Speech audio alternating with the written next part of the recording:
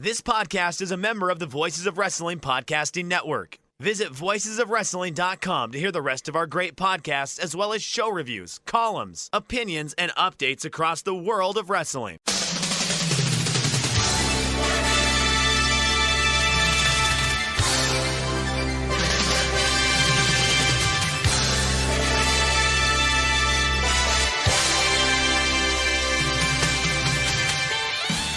Hello and welcome to the Super J-Cast. My name is Damon. Of course, you know that, and you also probably know, and if you don't, our usual, I would say host. He probably drives the ship more than I do.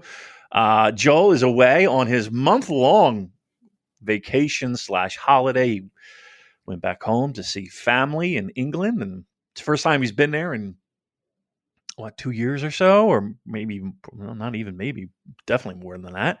So they're having the time of their life. But you came here for a pro wrestling podcast, specifically New Japan Pro Wrestling, and that's what we do here. So I had to call out and send out the bat signal, if you will. The Super J-Cast help the stress. And last week, Nicole came through with flying colors. So I needed somebody to keep that pace and keep that energy and keep that importance. We need to feel important here.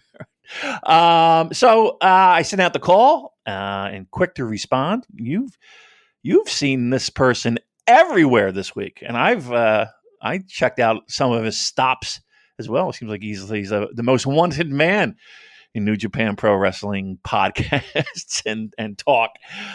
You might know him as what would it be, the statistician, the numbers guy, So I prefer research assistant. Research assistant, okay, I like that. I think that's a fair title. I get to make it up as I go. I think it's fantastic that you could do that. Research assistant for New Japan Pro Wrestling, the great and incredibly handsome Chris Samsa is here, everyone. Welcome, Chris. Hello. I'm so pleased to finally make my way to the Super J-Cast. I was sent here to keep you on track, actually. So that's what I'm here to do, because I'm exclusively a serious numbers stats guy. We couldn't possibly have any fun. No. So we could never. So I was sent here by multiple sources. Have told me to get you on track and keep you on the straight and narrow, and I am here to probably fail miserably at that. No, I appreciate your guidance. I need a steady hand. You know that. You see me. Actually, I think I've talked about this before, Chris, that I was a little worried about Chicago. And one of the biggest reasons was I know it was going to be, or had the potential to be, an all-day drinking affair. And I think I did all right. I had 4 beers at, what was that? Kaiser Tiger. And then I started off with the bourbon in the suite. And I remember John Carroll saying, "Damon, what you drinking?" And I was like, "I'm going to start with some dirty water first." And I had about a quarter of it. And I was like, "You know what? This is going to go down a bad path, Chris." I said, "This is going to be I can't have this." I put it aside.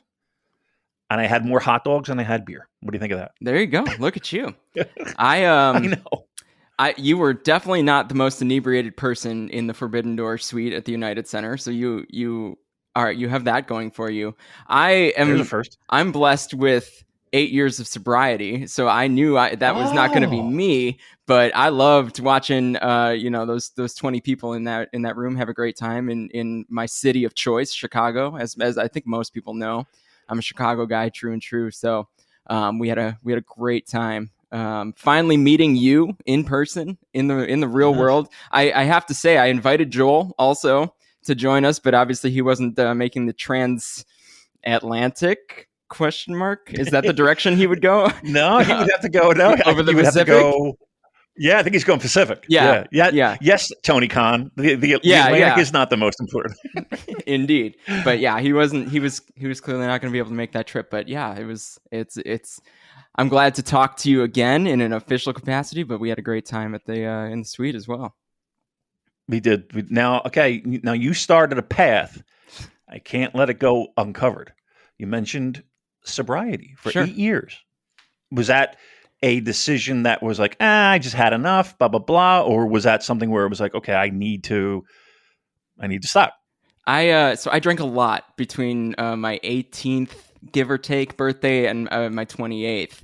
I guess we'll give the origin story, Chris Samsa. So in my late teens and 20s, I was a touring musician.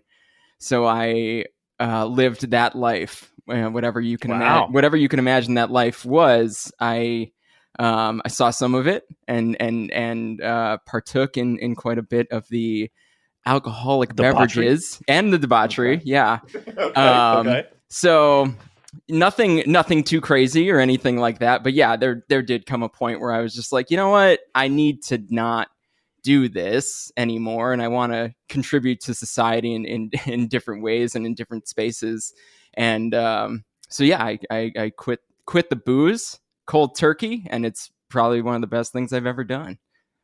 Wow. I mean, so as a guy who pretty much everything centers around a glass in my hand, what was the most difficult part of that decision? Like what, and maintaining that for 8 years, that's something to fucking be proud of, dude. Yeah. Well, so at this point, it's just not a part of my life. So I've gotten to that point, which is great. I am mildly obsessive about things. As maybe you can tell from all the detail-oriented work that I do in this particular space. So I guess it became this thing that I was obsessed with. I was obsessed with being the guy that doesn't drink. And at the time, 10 years ago or 8 years ago, that wasn't like a trend. Now we're seeing sobriety or non-alcoholic drink pairings, things like that are becoming quite the trend, which I think is great. But I mean, truthfully, I woke up one day and I was like, I can't keep doing this. And I'm going to be a better person if I don't. And, with the support of my now wife and family and whatnot, I just stopped and then just kind of stuck to it. So yeah, it's not like a glamorous story, really. It's just like, no, it's the best story. I just stopped. But no, it really is. It is. And because here's the thing, what you're describing again, may seem non-glamorous, but it's reality. You know what I mean? Like more people are going to take that path than this, oh, I had a vision from God or whatever. Like more people are going to be like, okay, I gotta do this for me and my health and my family or whatever the reasons may be. Do you miss any of it? No, not really. I miss what I used to do while I drank, if that makes sense. So I miss being in a band and touring and living that kind of life. But I don't miss how I felt about halfway through or just halfway through nights of drinking. Like I don't miss that because I started to like feel bad about myself because I was like, oh, I'm doing it again, So, and that's what kind of triggered the decision making 8+ years ago to just say like, I'm going to try to do other things and try to, make up silly pro wrestling jobs for me to do. Or things of the story. But here's the thing, though: you're not going to get this on Music of the Mat, right? True. You know what I mean? We should. We're 8 minutes in, and we're waist deep here. Look at this. We've gone all the way into the lore of Chris Samsa already. I know. You're disarming. Listen, I'm a good interviewer. I'm not going to lie.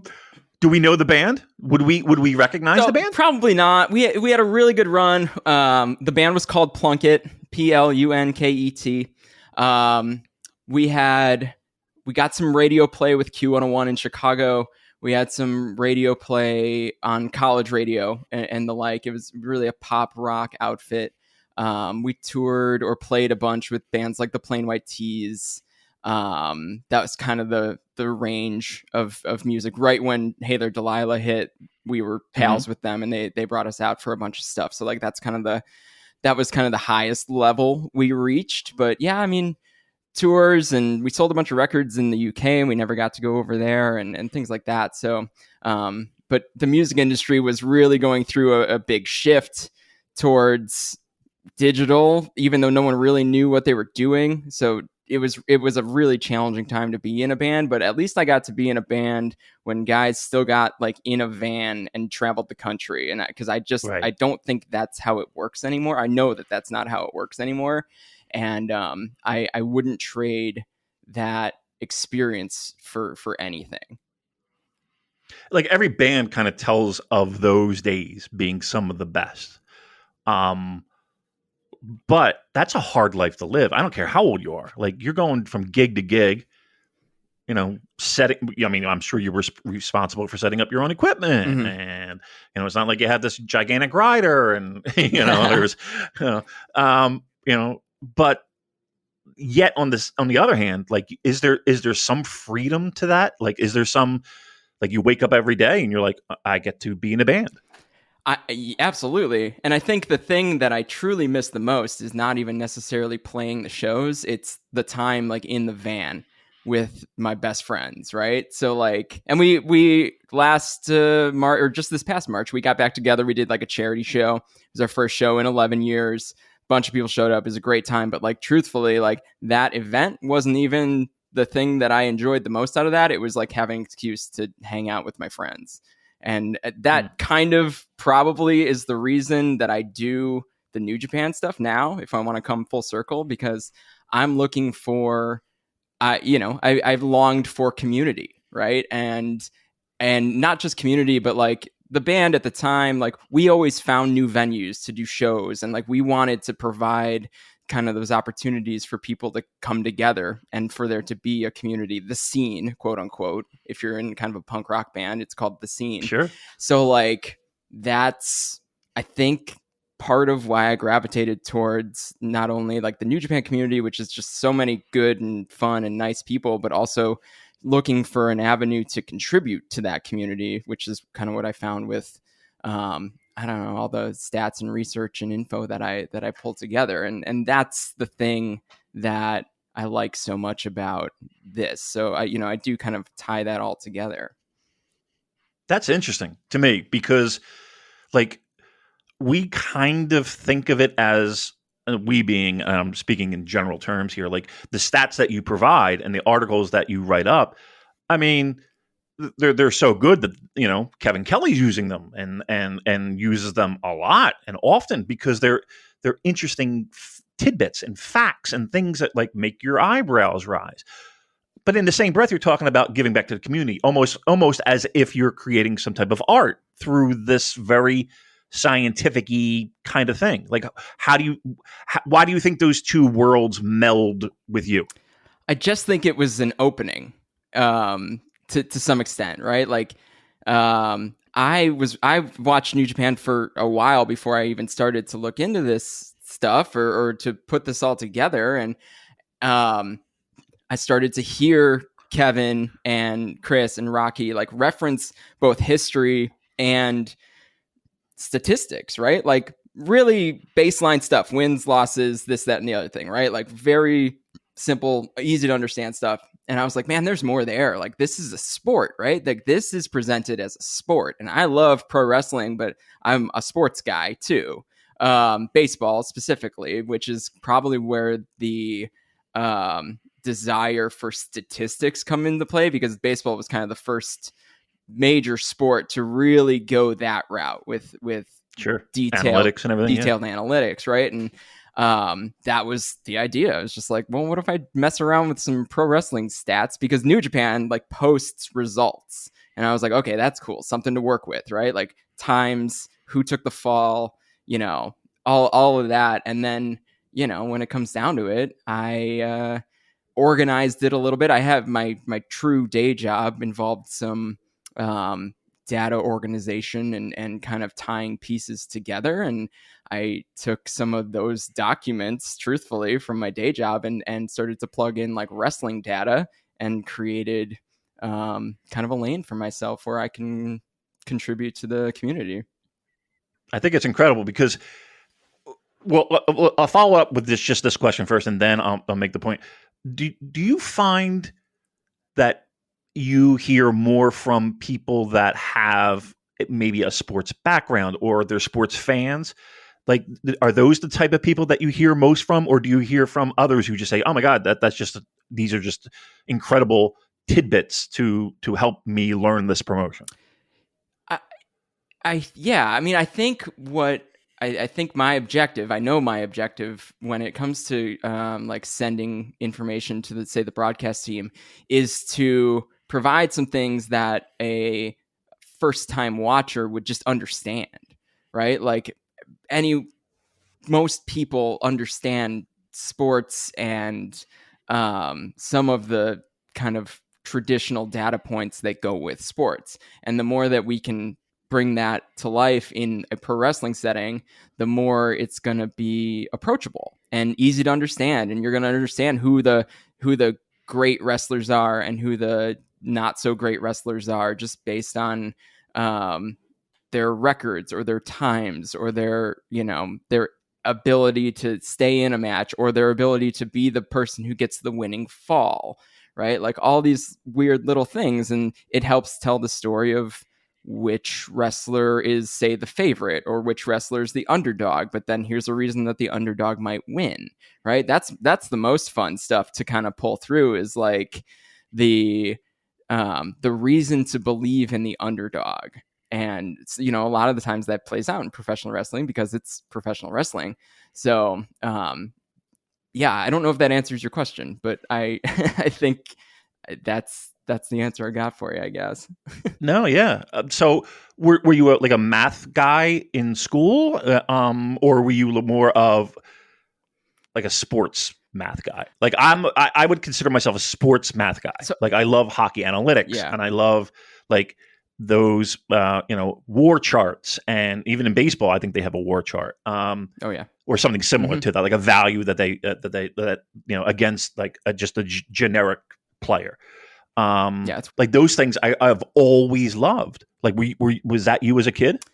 Yeah, I mean, to some extent. So as a kid, I was the kid who like played a baseball video game, and I tried to be Hawk Harrelson while I was playing the game. Like I wanted to call the game, and with that came needing to have knowledge about it.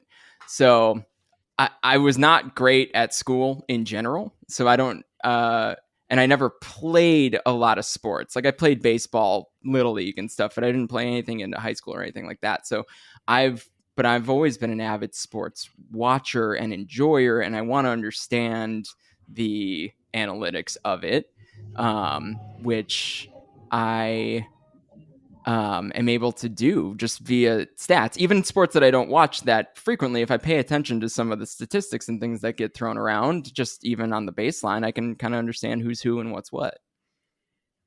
Right. Obviously it felt good, but I guess the first time you start hearing your name on these broadcasts and your site and your work, like what was going on through your head there? So I'll tell a story there. So there's the 2019 G1, and I had put together my first, what I called the G1 box score, which is, a box score is a really, really familiar thing to most people who enjoy sports. And especially if you go back when you were reading sports results out of a newspaper, you looked for the box score. Specifically for baseball, for sure, but I'm sure other sports have something similar to it. So I made this thing, I put it on Twitter. I had like no Twitter followers at the time, right? Because who am I? And I get this email, and it's unknown to me. It was Kevin Kelly, and he was like, "Hey, right, can you keep this, or like, can you make this available to me, and I'll keep it up to date?" And I was like, "Hey, dude, glad you like it. I'll keep it up to date. No worries." And I didn't know Kevin Kelly's real name at the time, so I didn't know that was him.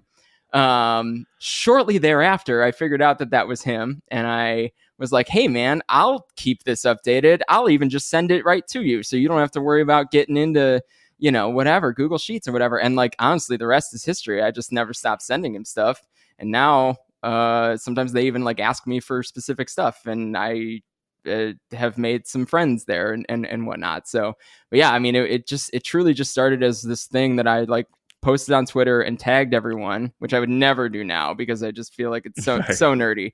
But hell, it worked. And then honestly, I just like started diving in and figuring out where I could be helpful. I mean, Kevin Kelly's a huge sports guy. Yeah. I would think Kevin Kelly would be in some type of sports broadcasting if he wasn't doing pro wrestling. Without a doubt. Did that make your decision a little bit easier, knowing that, here's a guy that obviously likes the sport element of it? If I'm just trying to think of another name who would call New Japan Pro Wrestling that would not, be as sporty, I guess. If Michael Cole, I don't know, just this, could you see a path just to do what you do and to kind of know that Kevin Kelly would be a guy who would appreciate it? Yeah, so with Kevin, it was obvious that he would enjoy it or use it, maybe because he was clearly doing his own research at the time, even, right. And he still does. Let's not mince words here. Like, Kevin does all the prep he's always done, to my knowledge. Like, I know that I send him everything I can think of. But I also know that, if he's on the plane over to Japan, like, he's pulling stuff on Cage Match or Sport Pro Wrestling or whatever. He's looking at stuff himself too. So, but he was saying things like wins and losses, and at the beginning of the G1 and the first match of the G1, this person is X amount, X and X, 0-4. They've never won their first G1 match, things like that. He was like throwing out there already, which I'm sure subconsciously kind of inspired me to look at it and say, like, oh, like, this seems like it would be useful to these guys, and I can go further with it because I don't have to travel and sit at a broadcast table. Right. You could. I would love to. I mean, you could very easily slide in. Well, when I say very easily slide in, like you just doing this right now, it seems very natural and very comfortable for you. I don't know if you're freaking out inside. You shouldn't be. No. Nobody listens to this. I don't think that's true. I don't know. What do you think? Well, I'll ask this first. Could you do this with any other promotion? Do you think, A, would you have the interest in doing that? And B, do you think that what you do would fit anywhere else but with this promotion? I think I've catered what I do and how I look at wrestling based on what I try to, contribute to New Japan to some extent. So, but when I watch Noah tries to do a lot of the sports-like presentation as well. Especially recently and with their English broadcasts and could I be helpful there? Yeah, absolutely. I mean, but I don't have the data. I would need to do the data mining, which would take quite a while to start to put together. And in AEW, when AEW started, I was like, oh, well, now I'll just have a website and I'll cover New Japan and AEW. And like, honestly, like, AEW I got so bogged down by covering AEW with Dark and Dark Elevation and these like 30 match things, and I just couldn't keep up with it in the way that I wanted to track right. the things that I needed to track. So I maybe yes, but like also like would it get as well used? Probably not, right? Because we've got a good rhythm. I've got a good rhythm with Kevin and a good relationship with Chris Charlton and even some of the other guys that have sat at the table. I've sent them some stuff. So, I think everyone knows how to read my work and kind of put it to good use. And that's... Are you sending stuff in real time, or do you just prep beforehand, or both? So I probably send stuff... Depends on the tour, but I send stuff before every live English broadcast. Yeah, pretty much. I skip some road tours that don't have like title matches and stuff on it. But yeah, pretty much every live English broadcast and a significant number of the taped ones too. If there's something interesting, definitely if there's a title or a tournament match, I'm compiling things, putting them into a PDF that's always in the same format and sending it along to whoever I know is going to be at the table. And how long does that take you on average? Yeah, that's a good question. I'm pretty efficient. All right. I've gotten it worked out to the point where to get just kind of the core statistics and data for, say, one of these G1 shows, if I'm just covering the G1, say the 4 G1 tournament matches, like I can get that together in less than an hour, depending on how deep I want to dig and if there's something that pops up. But, you know, truthfully, like I've got a document set up where like I plug in the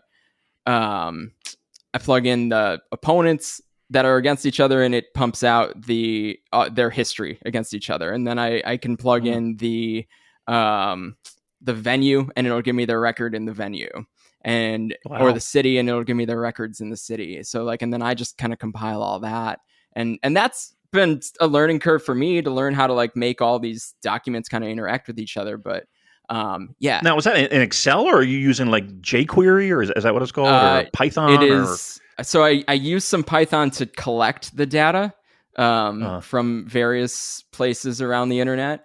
And that was built for me for somebody else, a friend. I don't know how to code that well, but a pal of mine put that together for me. And then everything else I do is in Excel. Yeah.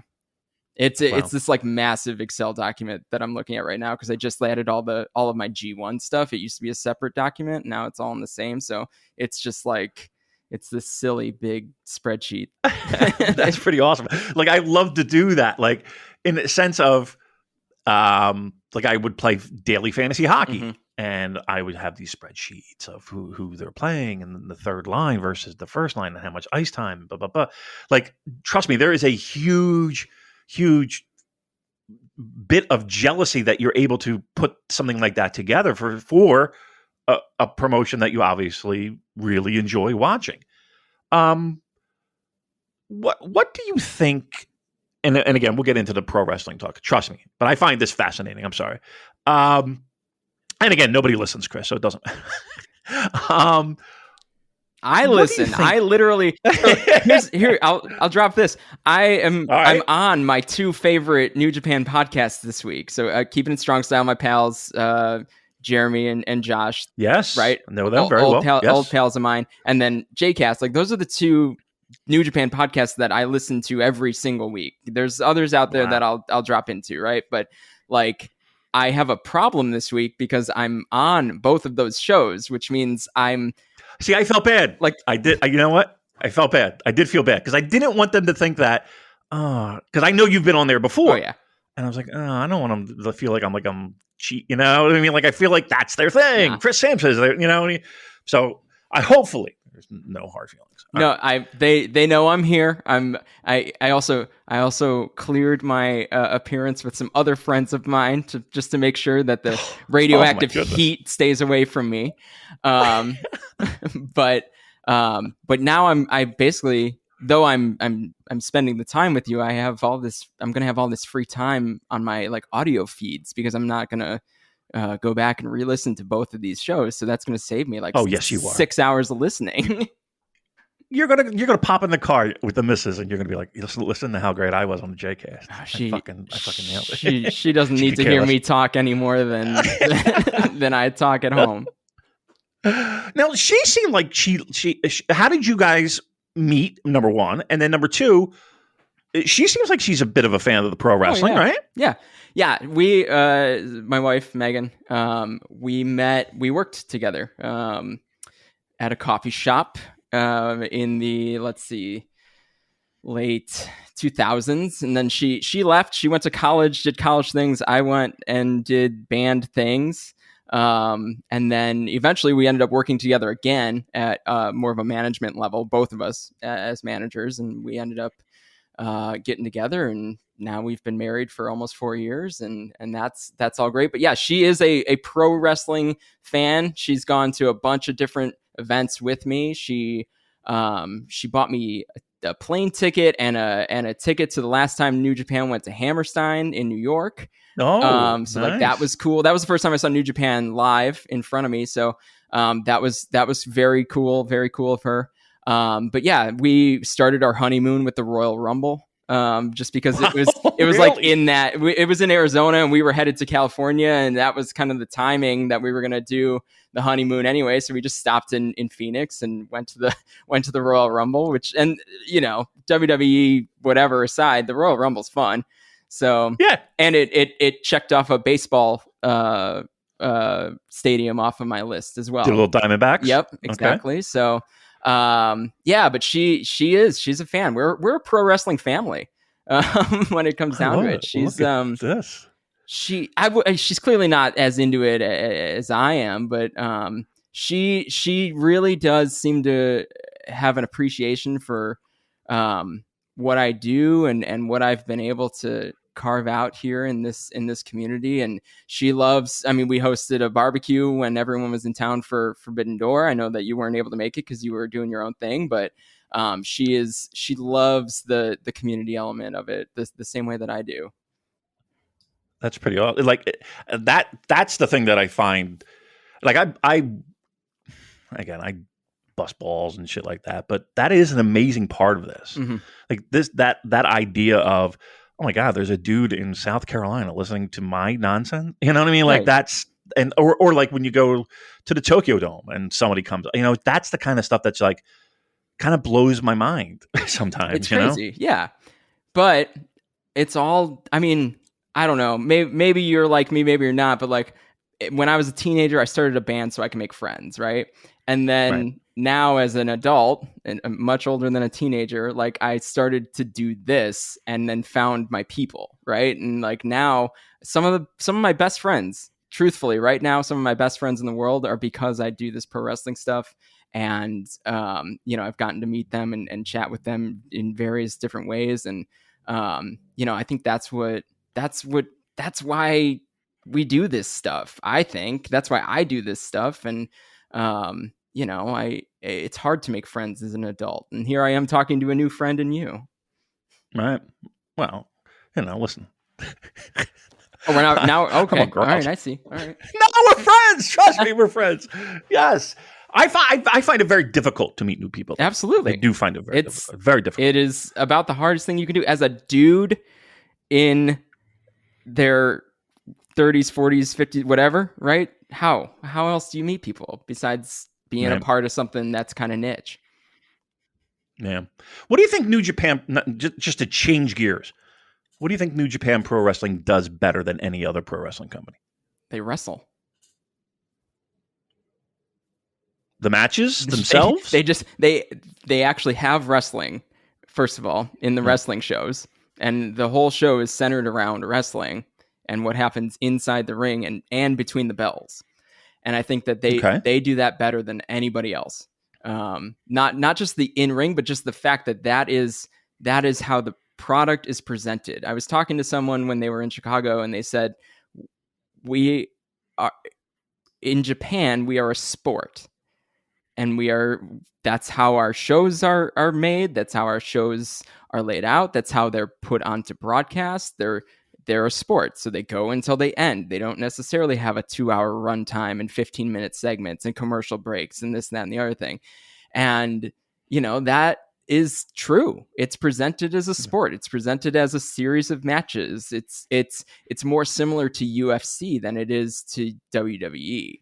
And I think that's what allows people to kind of come in and out from it too, because you don't necessarily have to keep up with a frantic amount of storyline advancements on every 2 weekly shows or whatever it may be. Like you kind of know the score and when the big events are, and you can drop in for that, or you can watch all the road twos like the wackos that we are sometimes.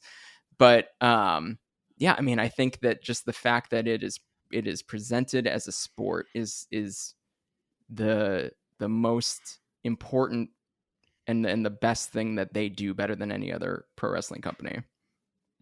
Do you think they lost their focus during the trying COVID times, we'll call it? Do you think that focus got lost a little bit? I don't know. I read the rumors.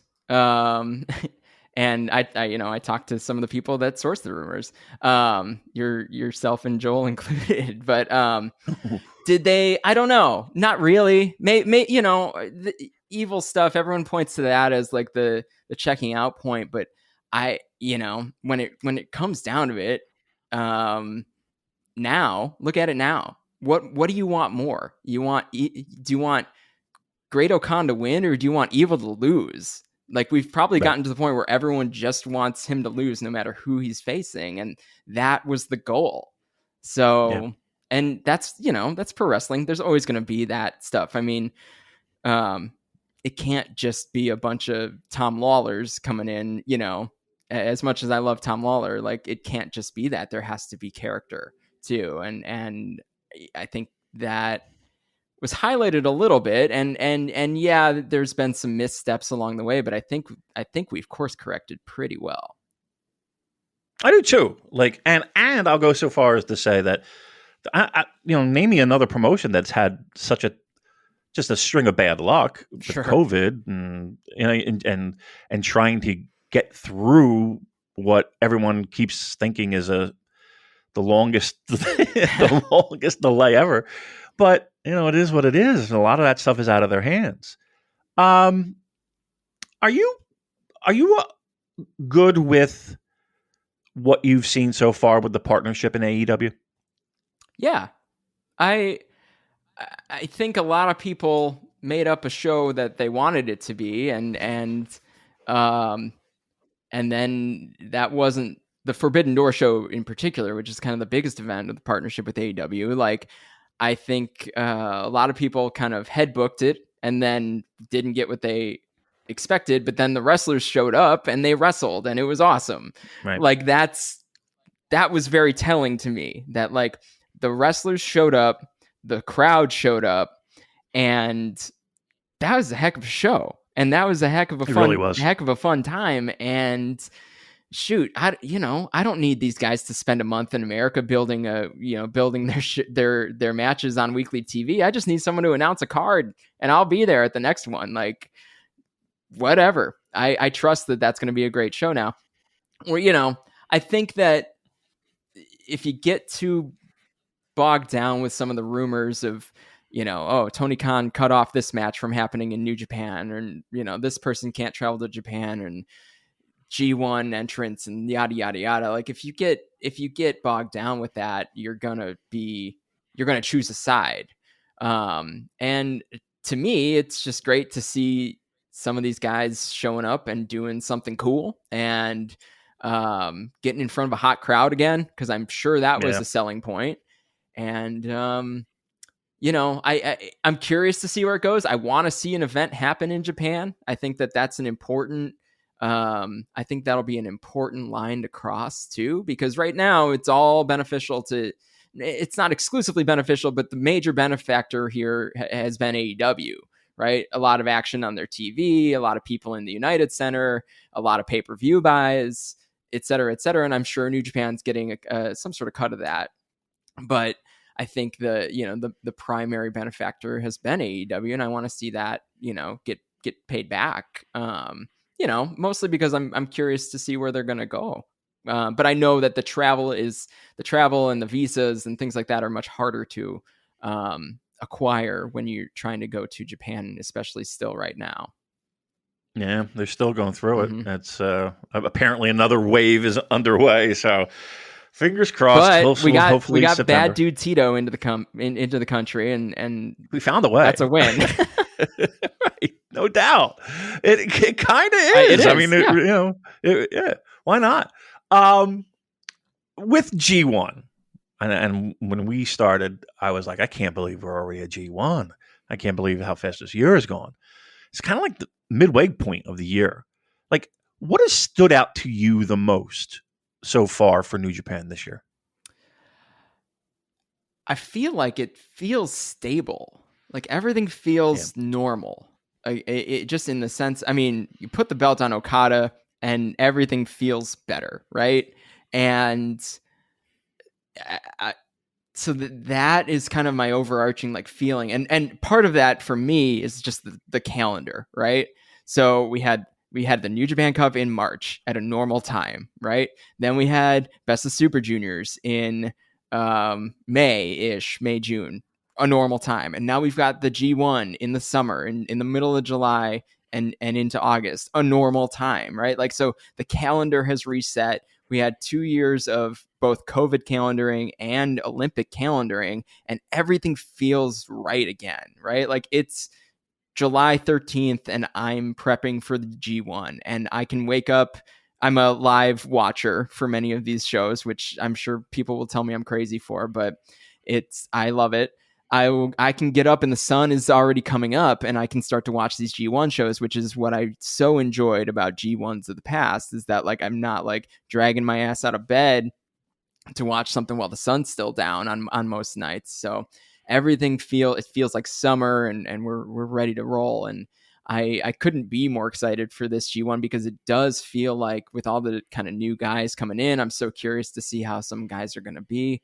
So everything feels, we're not seeing these big like stars pop up, Moxley, Danielson, Jericho, whatever. Like, we're not there yet, it became a huge part of what I think made New Japan a really fun promotion to pay attention to. And I think we're going to get back to that.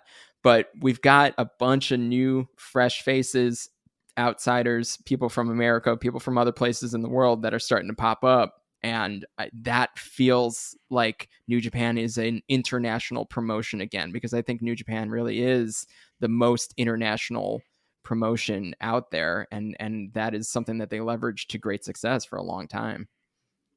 Yeah, there is something to be said about those partnerships, and whether they're strong business wise or not. It does feel like, I always do love the Super J Cup feel, where it's the different promotions, and you kind of got a taste of that a little bit more with the Best of the Super Juniors this year.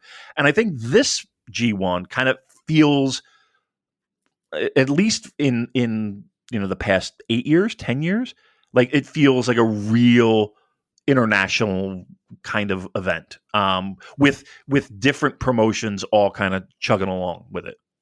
Yeah, I mean, I think the only checkbox that I wasn't able to check when I was looking at the entrance was someone from, say, like Impact, because we know that relationship still exists too. But everything else pretty much got covered off.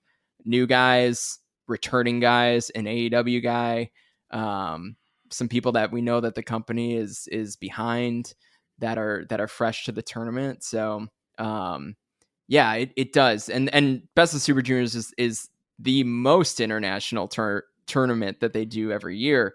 And I think that they delivered a lineup this year that was pretty close to what you could expect 3-4 years ago, pre-COVID. Yeah. Were you surprised by anyone that was there, that was announced, that's in G1?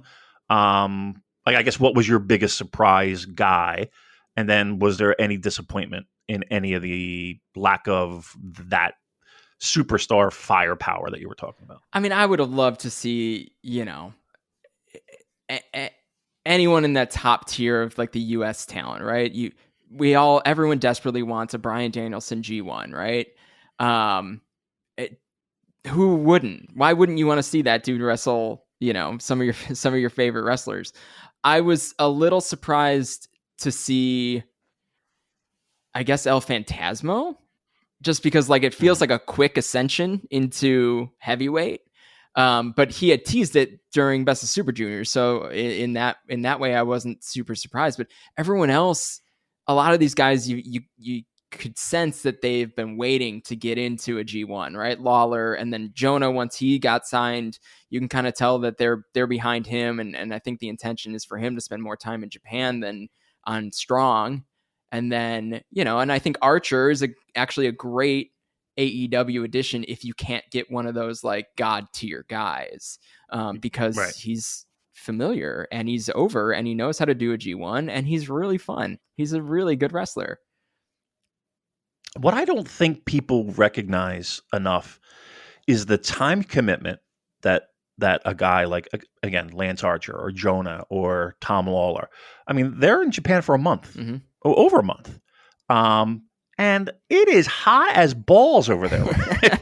You know what I mean? Like, like I'm always like between the jet lag, the absolute extreme heat, and just the fact that you're away from home that long, like to me, anybody who makes it over there for this tournament, I got to tip my cap to, because it's not like any other normal pro wrestling. It's absolutely grueling, and I'm sure you've heard the stories of the just like the walking wounded after a G1. It's just, it tears people up.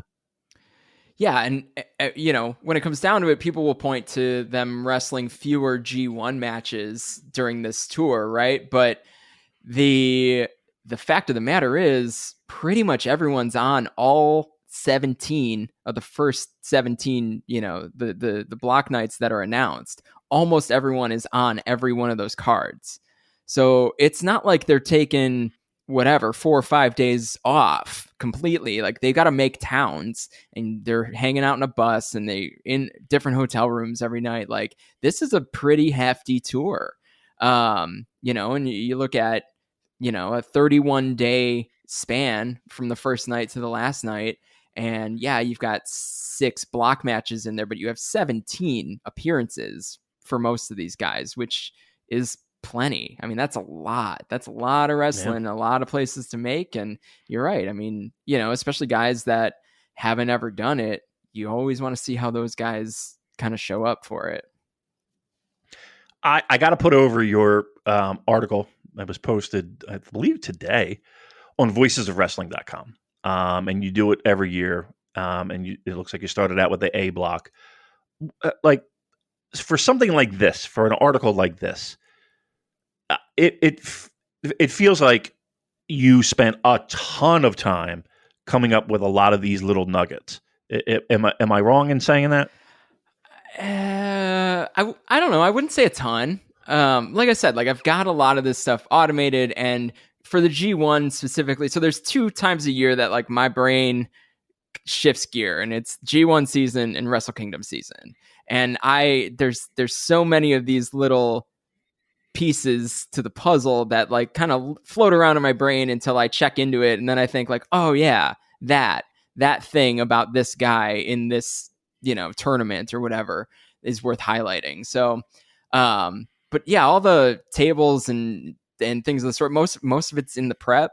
So and the company was so kind to announce the field way early this year, so I've been able to just kind of poke away at it over the course of a couple of weeks. And I have never been more prepared for a G1 to kind of have an easy breezy time and actually probably enjoy watching some of the events, as opposed to compiling data. Like, I already had it all. So but over the course of the last, say, 3 years, yeah, I've put some time into it. Absolutely.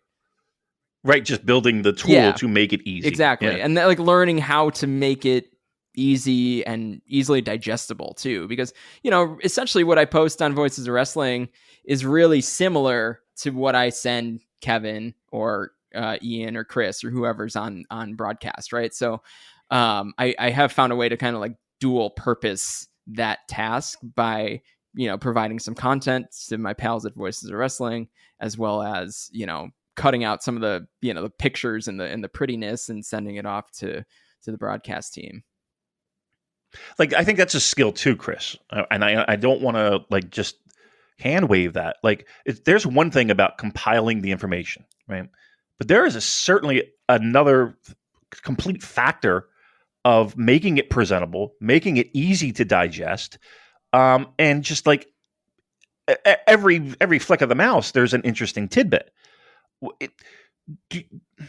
Like, how much does that play into what you do, in the sense of, you talked about community, you talked about kind of like the artistic side of your brain with the band stuff, and again, being able to present this information in a way that people can really sink their teeth into. Like, how important is that step for you? Well, I don't think there's any point to doing it if it's not going to be, I guess, consumable or palatable. I follow this guy on Twitter. His Twitter handle is Sox Nerd, and he's a White Sox. He's the guy who does like the White Sox statistics on the like the Jumbotron at White Sox games. Oh, and nice. right. And that's like his job now. And he does such a good job of concisely communicating like really broad, wild statistics. I mean, like my goal for any bullet point that I'm kind of including in a note or including on one of these posts is to make it succinct enough to fit into one tweet. Because if it's not 280 characters or less, it's too many words, it's too detailed, it's too much. It's too much to the point where it's not meaningful. So that is always kind of the goal. Whether or not I'm going to tweet them out or not, that it's just a good threshold to try to hit. Yeah. What's your favorite stat? Like, there's so much information of time between matches and time in the ring and average G1 points for a pro wrestler's career, and just tidbits like, Toru Yano being one of the top 4 guys in overall match quantity in G1. Like, what are some of those things that you like when you see it? It's like, that's what gets me going. Is it like time in the ring? Is it history in G1? Like, what's the thing that kind of wakes you up? In particular right now in the G1, like I love watching Tanahashi's statistics just like get further and further away from everybody else, whether it's most G1 wins or most G1 matches or most G1 ring time. I've kind of carved out a niche with the ring time thing because I think I'm the only person that kind of tracks that. And like Will Ospreay in 2019, like truly like opened my eyes to say like, oh, that's a big deal in this company. When you're at that level, you've got X amount of hours of singles ring time throughout X amount of tournaments or this amount of time or whatever it may be. And those are the real athletic data points, right? Like, listen, it's pro wrestling. Like the wins, the losses, someone's deciding what those are, right? But to be wait a minute, what? Oh, I'm sorry. What are you saying? Did you? Gotta go.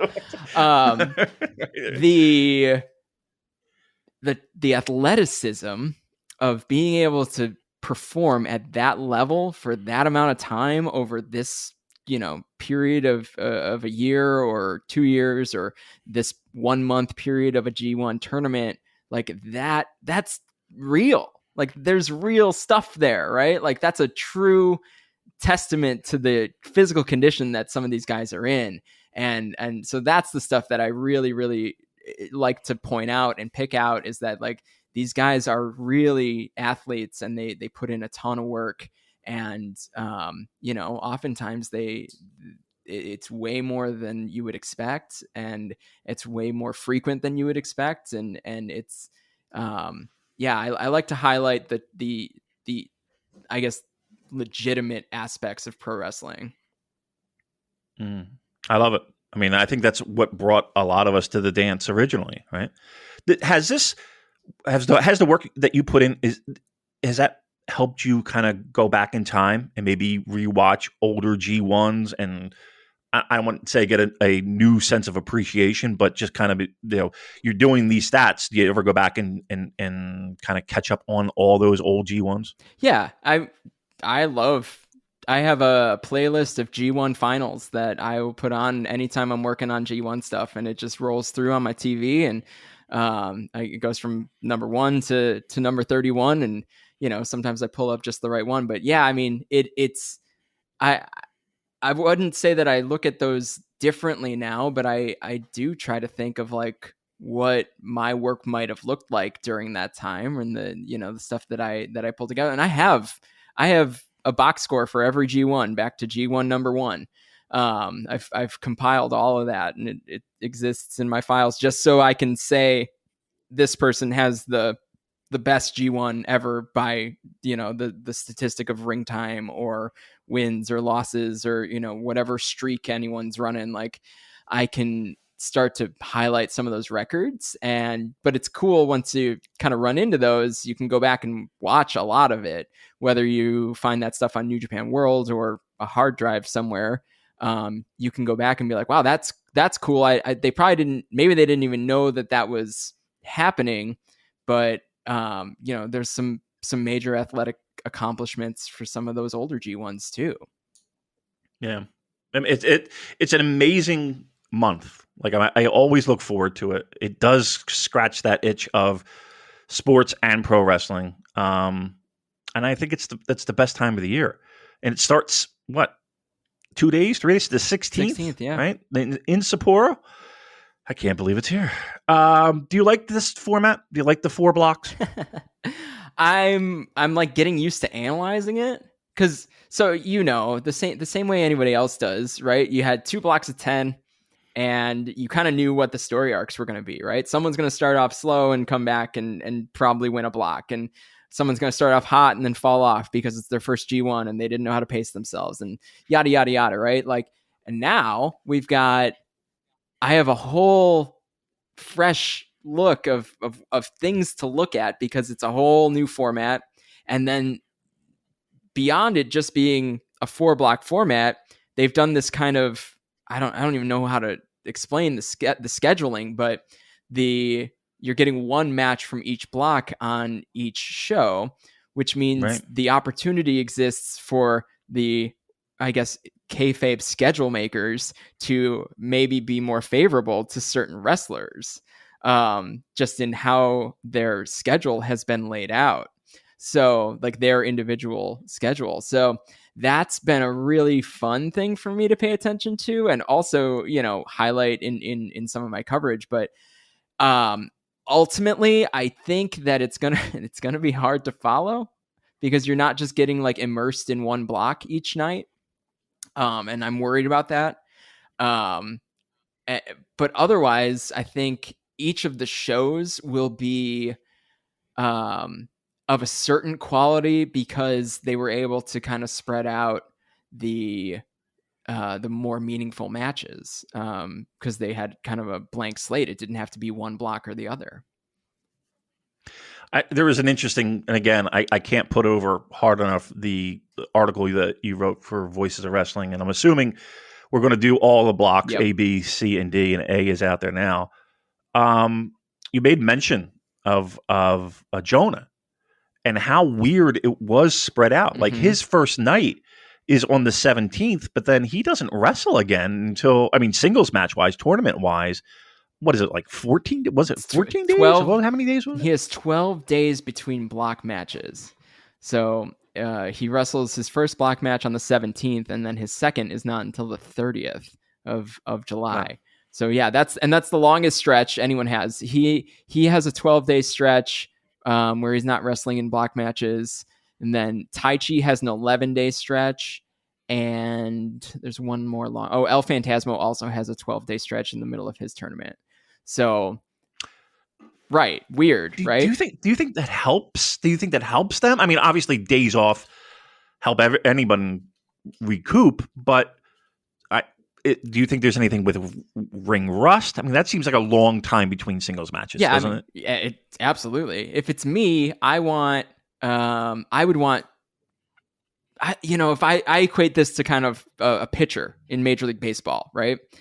They go on 4 days rest. Almost like that's the optimal pitcher schedule, is like the starting pitcher, he pitches, then he has 4 days off, and then he pitches again. And I would assume that a similar, at least like structured cadence would be helpful to a wrestler, right? So if I look at someone like Great Khan's schedule, like he doesn't start his G1 until the 26th. So that's the 6th night of the tour. And then he's essentially, aside from one turnaround, that's 2 days, every turnaround to each match is just 3 days. So he doesn't have a block match for 3 days and then he wrestles, and then he doesn't have a block match for 3 days and then he wrestles, and then he does. So like that seems to be, to me, on the surface, that's a favorable schedule. Yeah, I would think I would want that. I would want that every third day. Yeah, because I do think that you would want a schedule and a cadence, kind of like you described the picture. It's exactly. I'm always fascinated too that like talking to some of the guys that perform in a G1 or have performed in a G1 or are currently performing in a G1. The fact that they really have no idea going in for the most part. Yeah, no. Until they show up to the building of what, that's, to me, that's amazing. Like, do you think that helps a wrestler or do you think that is hurtful? It probably helps. I think so. Right? Yeah, I think the more you think about where you're going, the less you're focused on what's happening right in front of you, right? And I think that that's an important element to just like giving your all from a match quality perspective, right?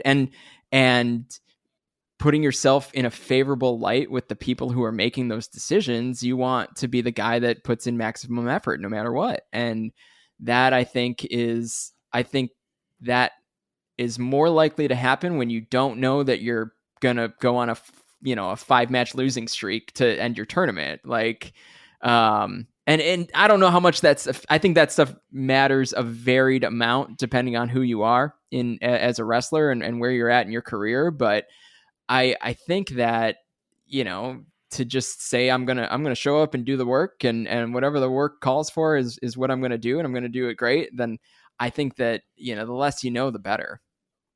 I tend to agree with that. Yep. Who's, based off your number crunching and that massive spreadsheet you have? Hey, that's a pickup line. I think it might be a pickup line. Who's a person that might be flying under the radar that we should be paying attention to a little bit more? I think we're going to see, once Jonah gets going after that 12-day, those 12 days between block matches, I think we're going to see something really cool from him. He's got a stretch where he's got 3 matches in 5 days, and I think that that'll be fun to see. And I think, he goes through Cobb, Okada, and Archer all in the span of 5 days.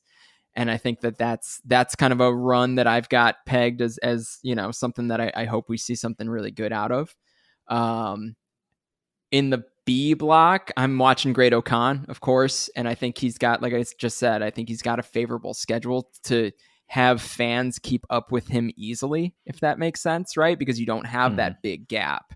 So yeah, I think those are the two. And I think, O'Khan rattled off 5 losses to end his tournament last year, which was disappointing to some of the biggest Great O'Khan fans on the internet. But, I think we'll see a little bit more of a balanced tournament from him too. So like those are kind of the big two that I'm paying attention to, because once you get into the C block, it's really kind of the old guard and Hanare, right? And I hope for the best for Hanare's first G1 as well, but most of those guys are real old school G1 guys, and you're going to get some great match quality out of that. But I don't know that there's anything that's going to really surprise anyone in C. And D is kind of similar, where it's a bunch of known entities. So A and B have kind of the younger and less experienced guys. Do you see this being there's a lot of Bullet Club matches, mind you, but do you see this being a centerpiece for what is well rumored to be a Summer of Bullet Club? I mean, I think it kind of has to be. If they're ever going to do it, they have to do it now, because otherwise they're just going to keep stretching it out. So, when it comes to Bullet Club stuff, I think the most interesting block, I guess, is the D block, because you've got El Phantasmo, Yujiro, and Juice, right? So that's a lot of Bullet Club for a 7-person block.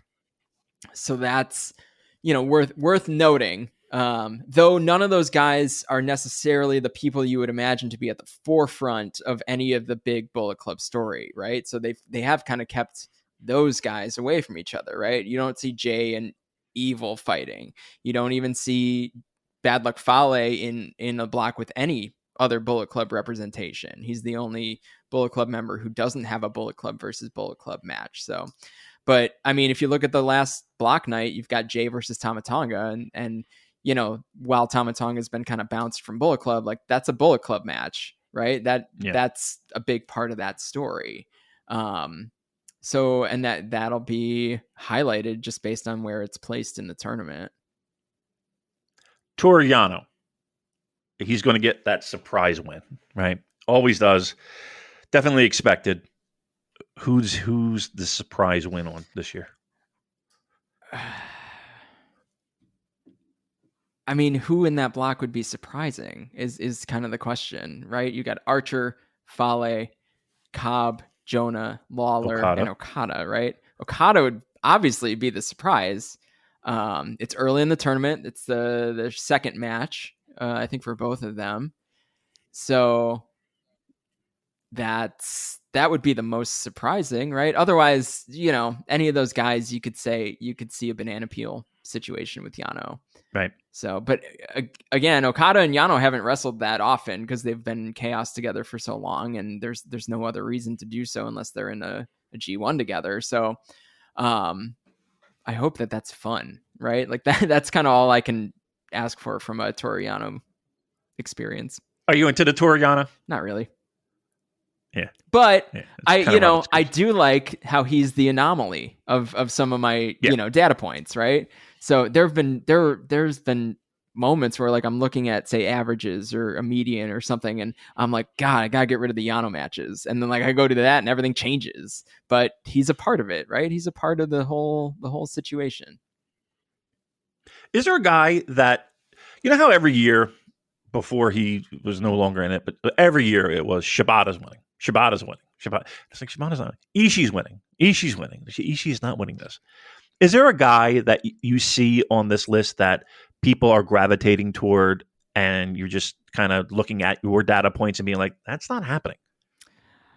I don't know that there's that's not happening, but I think there is a groundswell for Zack Sabre Jr. after last year's G1, when he really kind of made his mark on the tournament on the G1. So, but this year in particular, I think is really interesting because anyone can win a block, right? Because at this point, you win a block and you're just heading into the semifinals, and you can get bounced before you even make it to the final. So right.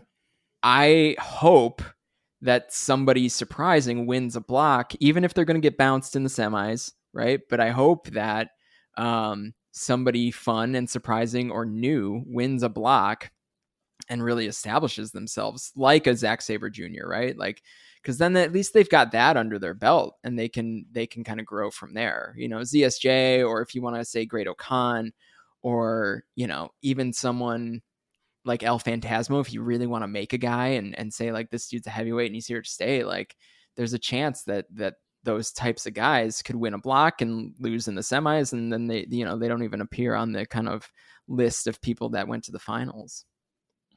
Yeah. Who are your picks? Let's do that now. Coming out of A, B, C, and D. Who do you have coming out of A first? It's tough to pick against Okada in A. Right. I just don't see anyone else on this list that I think is going through. I think they ran the Jeff Cobb story last year, right? And Cobb had a great G1 tournament, but I don't think he's got the same momentum coming into this year's tournament. And the Cobb Okada match is the first, it's the first main event of the tournament, which is going to be a huge moment, I think, for Jeff Cobb.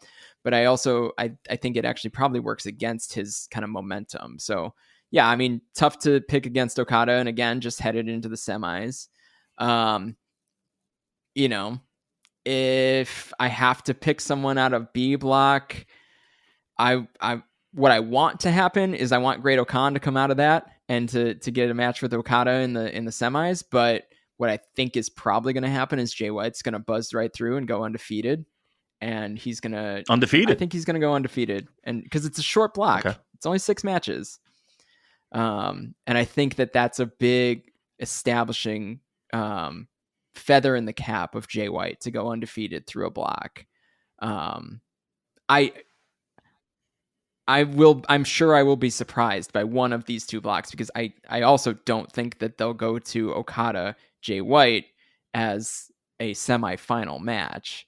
But if I'm in a vacuum, if I'm picking A, I'm picking Okada, and in a vacuum, if I'm picking B, I'm picking Jay White. Right. I like, the idea of him running the table is pretty awesome to me. I would miss the idea of setting up a future Sure. title defense. That's the only thing I would miss. But the idea of him running, the heads would explode.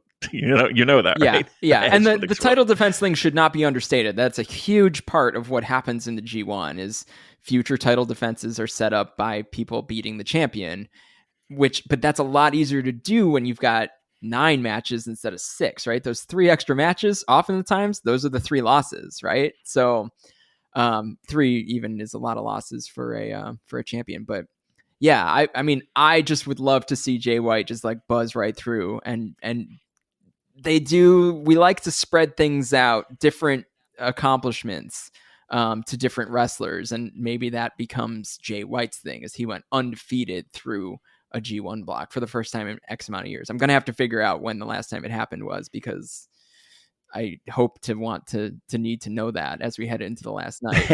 Yes, I think you better start planning. C looks the toughest to me. Between Tanahashi, Naito, Kenta, Evil. Who's coming out of C block for you?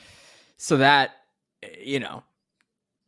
almost anyone in that block could come out of it. I think, Goto's fallen on the wayside of singles competition, at least. So maybe he's out. And I think, more than anything, you're looking at an establishing tournament from Hanare, in all the best ways, right? But I don't think he's coming out of the block the winner.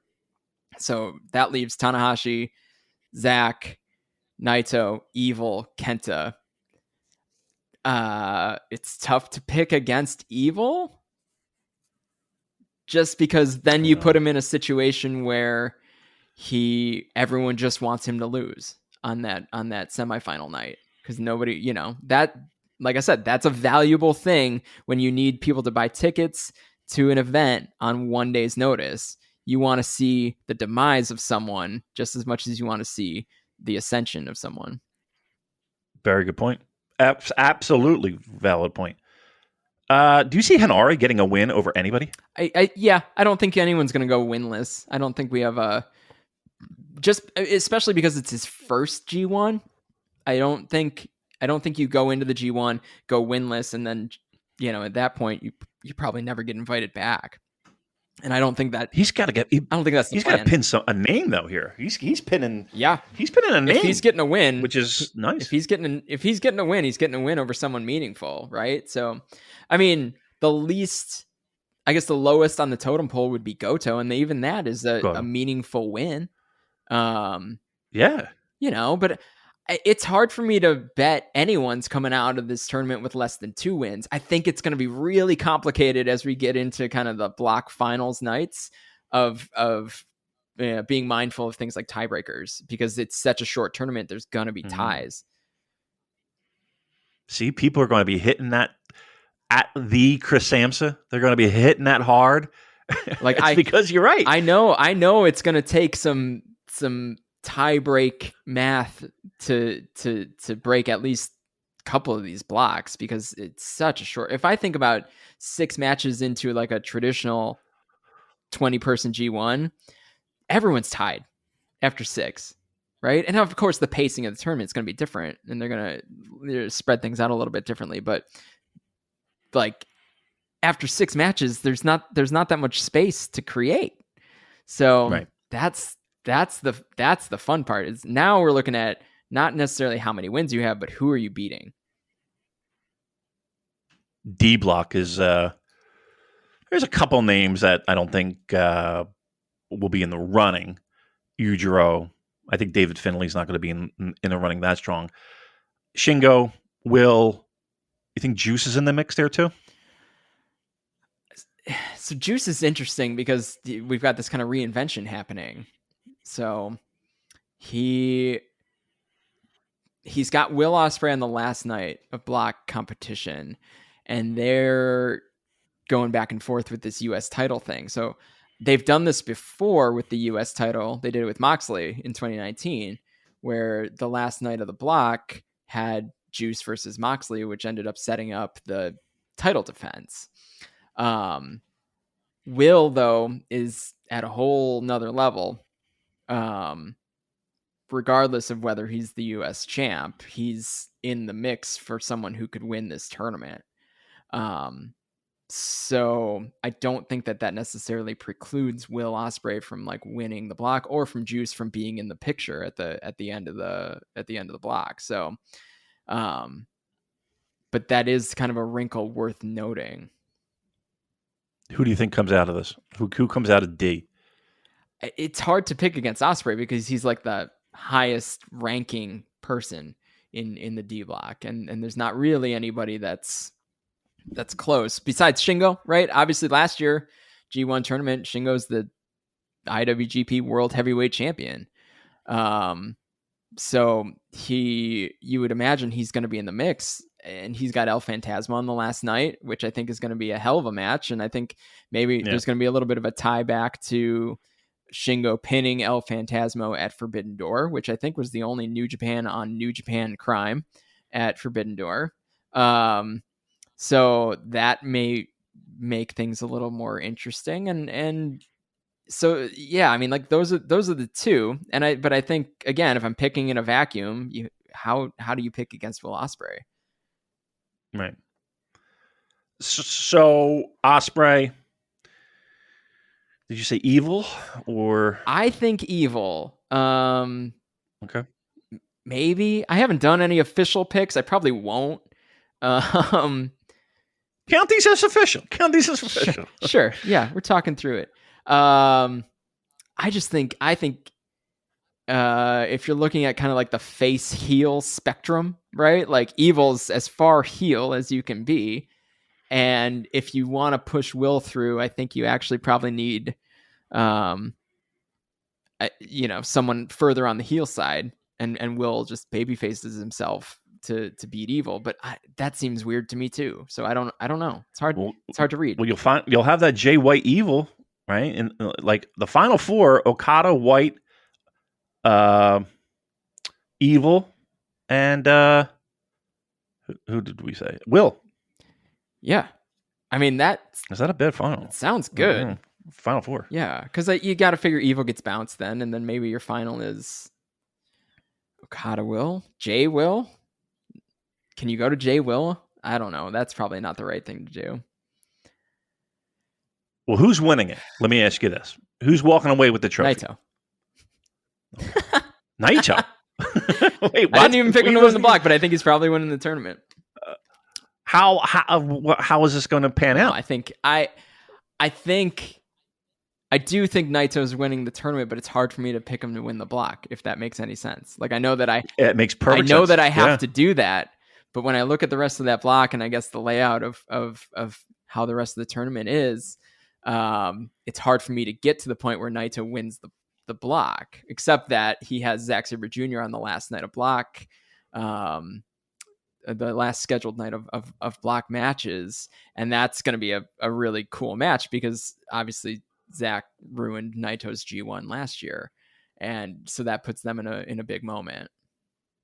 So do you find that G1 really isn't that let's make a new star kind of thing, where it's they kind of leave it at the Mount Rushmore? Like you're not going to have Hanare blast through and go on this massive run. Does that disappoint you in any way, or is that just like, hey, the best man wins and these are the best men? More the second. I think this is the place where a wrestler can stake their claim in like the history and lore of New Japan Pro Wrestling, right? Like this and main eventing a Tokyo Dome. Like that's it, right? Winning a G1, main eventing a Tokyo Dome. Those are the two biggest things you can do in New Japan Pro Wrestling. And with that, the winner of the G1 is protected, right? But kind of as I alluded to earlier, having 4 blocks and then the semifinals in between the block competition and the final, that does create the opportunity for someone to go through and win a block, though not really be considered at that kind of upper echelon. But no, you're not typically going to get surprised by a G1 winner if you've been paying attention. So we're looking at Naito taking the trophy home. Does he make it to Wrestle Kingdom? Yeah, I think so. Even when Jay White won the briefcase from Ibushi, Ibushi still landed at Wrestle Kingdom, right? And truthfully, like, I don't know anything more than anybody else about 2 nights of Wrestle Kingdom or what the plans are and things like that. So, but if it's me, this is Naito's last big opportunity for a big run, I think. Maybe not his last, but it makes sense. It makes sense to elevate Naito with a good, strong G1 here. Do you think that's what's missing? Do you think him winning is and then main eventing again?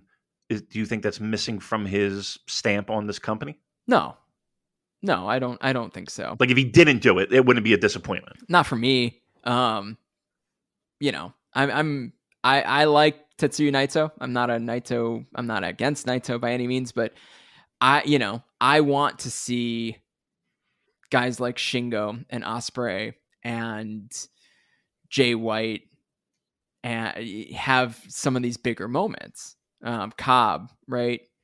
Like those are kind of the big guys, the guys that have been there for a little while and they've had some moments, but they haven't necessarily like crossed into that, main event Wrestle Kingdom, win the G1 level. I want to see someone else step into that, which has been for 4 years. You had Ibushi, taking up one of the spots in the final. And while that's a great run and it's very cool from a statistical perspective because it's so unique, it's a little more wide open now because you don't have someone who's been in the final 4 years straight, even in the tournament, which creates a lane for somebody. Yeah. Speaking of Ibushi, what are your thoughts on this situation? Like, do you see him ever in a New Japan ring again, or is this just irreconcilable differences? It looks pretty irreconcilable, but it's also pro wrestling, and coming from a American perspective, there've been far worse things that people have gotten away with in the pro wrestling industry than what either side of the Ibushi situation is. So I think that situation is probably really complicated. And I find it hard to trust translations with things that are super complicated and nuanced. So I generally just try to stay away from it. Ibushi is one of my favorite in-ring wrestlers ever. So it's very sad to me to see him in a state where he can't wrestle for whatever reason. But yeah, I think that situation is very, very complex as far as I can tell. Yeah. I would be shocked if it just seems like it's this is a little bit too much for water under the bridge. But you're right, it is pro wrestling, and yeah, stranger things have happened for sure. All right, so Naito's winning. Naito's going to the Dome. Give me your super strange dark horse. This guy's going to win, and if I win, it's 1,000 to 1 odds. But I'm putting some money down. Who's that person? Win the tournament? Yep. I think the furthest dark horse out that I would place a bet on would be Great O'Khan. That's not a bit pick. Just I know that there's a future there for him, and I know that he is well respected around the office, I guess you can call it, and they appreciate the work that he does and the character that he's built himself. So I don't, obviously I wouldn't ever actually place that bet. I'm not the gambler in the family either. So that's the wife. She has her bachelor's degree in equine science. So when it comes to betting the ponies, the ponies, she's won us some significant. She won us a whole new kitchen with that. You're kidding me. Over the course of a couple of years, she's made some serious good bets. We won, or she got the what's it called, the Exacta in the Kentucky Derby this year, and it was like thousands of dollars. It's crazy. Holy shit! Yeah, so she could be your go-to pony girl. She knows what's up. But yeah, so she's the gambler actually, which is I'm sure not a gender normative situation here. But yeah. So but when it comes to long shots, maybe I should ask her if I should put some my bookie money onto Great O'Con. My goodness, that's pretty awesome. That's pretty great. Hey, Chris, I got to be honest with you. This has been one of the most fun shows for me. I always get a little nervous, not nervous, but it's just like, all right, how's it going to go? And I usually don't follow it at the same format that Joel does. I like to get to know the people, and I like to have our listeners get to know. I'm fascinated. I'm more fascinated by you now than I was before. What do you think of that? Hey, I'm just here to have a good time. So I don't know if that's fascinating, but I appreciate you having me. Before I sense that you're starting to wrap things up, we need your G1 picks, and maybe not in every block, but who's winning? How do you see this thing going? Come on, I was trying to stretch out content here. Oh, we can keep going. I got all night. No. It would be I would be do that. Listen, I have to do it now, don't I? I do Keeping It Strong style like quarterly, and that's like a 3.5 hour ordeal. So I can keep talking. Wow. Oh, I can't do that. I get it. I'm an old man. Those guys are the young bucks, the young studs. I can't keep up with those boys. I'm in a very similar boat as you. I can't see Okada not getting out of A. I don't know if he's running the table, but Jay White, I think, gets out of B block. Although, again, him being the champion might be a detriment just because he has to set up future defenses. But looking at B, I mean, I can't see Ishii winning it. I can't see Taichi winning it. I can't see Tama Tonga winning it. I can't see Chase Owens winning it. I think Jay White gets out of it. C, that's the toughest one. C is very tough. You figure Tanahashi is in the mix to the end just because he has to be.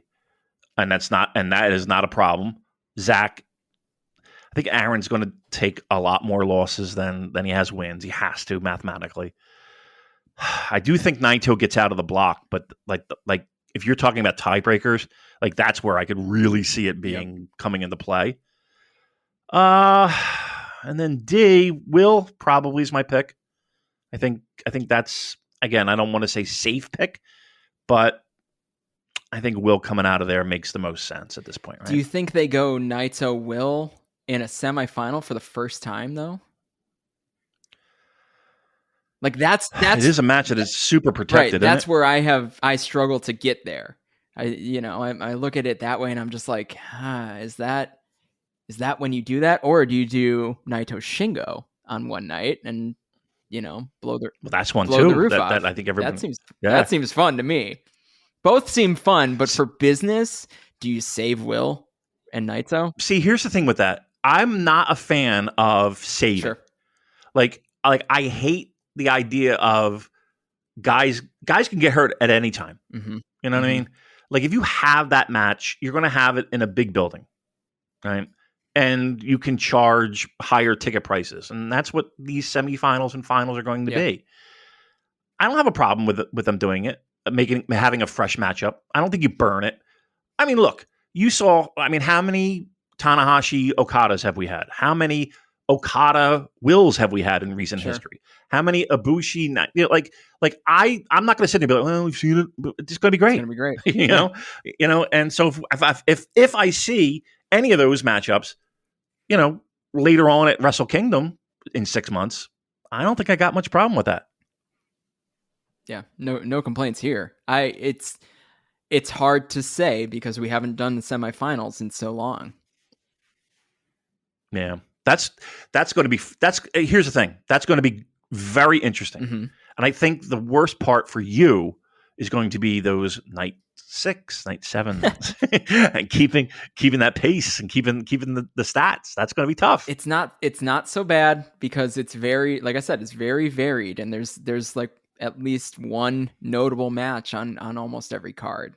So it's not like there have been years when people just like avoided a certain block of the G1, and you can't do that this year. And I think that puts a ceiling on the quality of certain shows, right? You don't have that one show like my favorite pro wrestling show ever, which is August 4th, 2013. It's like 10 just like banger G1 matches, including like Ishii and Shibata and Ibushi and Nakamura. It's like, it's just this incredible night of pro wrestling that happened in 2013. But like, you're not going to have any of that, but you also, it creates a high floor because you can have a good solid main event or just a good solid grouping of matches no matter what the show is. So I do think like the middle tournament doldrums might actually be alleviated a little bit that way. Yeah, I think you got a valid point. Yeah, it's going to be different. And I like the added spice of it. I like the idea of, there's more opportunities for more guys to make waves in the tournament, right? They may not win it, but there's more, like you're on the edge of your seat for an extra semifinal, right? Which to me, I don't see how you could complain about that. All right. So yeah, mine is 1:30, 1 hour and 30 minutes of talking pro wrestling. And that's where I reach my limit. I respect that. Yeah, listen, I gotta know my strengths and weaknesses. You know what I mean? I run out of gas soon. Chris, they can find you at the Chris Samsa, correct? That is indeed the Twitter handle. And they can find you also at Voices of Wrestling doing your tremendous block individual statistics, histories, and notes. That again, I think it's required reading. Like if you're listening to this show, it's required reading. You have to. And then also you have the website, right? What is that? That's Sport of Wrestling, right? Sportofprowrestling.com. Yeah. So and I'm transitioning that over to just being a G1 hub. So actually what you'll be able to find there, because truthfully, I believe that this tournament will be more challenging to follow than other G1s in the past. I'm going to change my website just to be, if you go to sportofprowrestling.com, you're going to get the most up-to-date, really baseline information about where the tournament's at and how we got there. And it's going to be the block tables and the box scores. It's going to be looking like you show up to like a newspaper and you're just like, all right, here, I'm going to catch up on where we're at and I'm going to dive into the next show. So that'll be at sportofprowrestling.com. And then like the more wordy preview work, I'll be posting those at voicesofwrestling.com. It's the best time of the year. You absolutely make the New Japan Pro Wrestling fandom smarter. You help people enjoy the product, wrap their heads around it for new people, and all the old heads love just kind of geeking out on these stats. And you do an excellent job. Again, I can't say enough, Chris, how much I enjoyed this and learning about you and your very interesting life. I got to be honest with you, home run, Chris. Listen, I'm just here to have a good time. So I appreciate you having me. I can now check the JCast off my list of things I want to accomplish in the New Japan Pro Wrestling community. So all that's left, super easy. I don't know what's left now. I mean, maybe this is my retirement. No. You'll be. I'm sure you'll get a guest shot color commentating. Listen, I'd get on the plane. That's your future. Well, we'll see about all that. I have some things in the pipeline per se. Ooh. Nothing to talk about just yet, but not necessarily that. But yeah, I'll be around. I look forward to it. All right, so I got to do some plugs here. So redcircle.com/whatever we are. Throw us some money. We're on Pro Wrestling Tees. If you want to buy a T-shirt, that would be pretty cool. That makes us feel important. If you want to do that, ProWrestlingTees.com, Super J Cast. You want to follow Editor Dan? He's got that Escape the Box, the band that is taking over. They'll be headlining Glastonbury soon. I don't know if you know that, Chris. They'll be headlining Glastonbury. I'm an Escape the Box listener, so Is that right? Of course. Nice. Yeah. And somebody I know and trust throws out the name of a band and says that they're good. I'm going to listen, and they're good. It's good stuff. Love it. Love it. Yeah, I know that Dan would appreciate that, and they're doing some great things. He's recovering well, everyone, by the way, from his biking accident. He's recovering well, from what I understand. But he's a busy guy with Escape the Box, so follow them. Lousy Hero 219, is it, on Twitter? Something like that. I don't have a Twitter, so I don't. You're a smart man.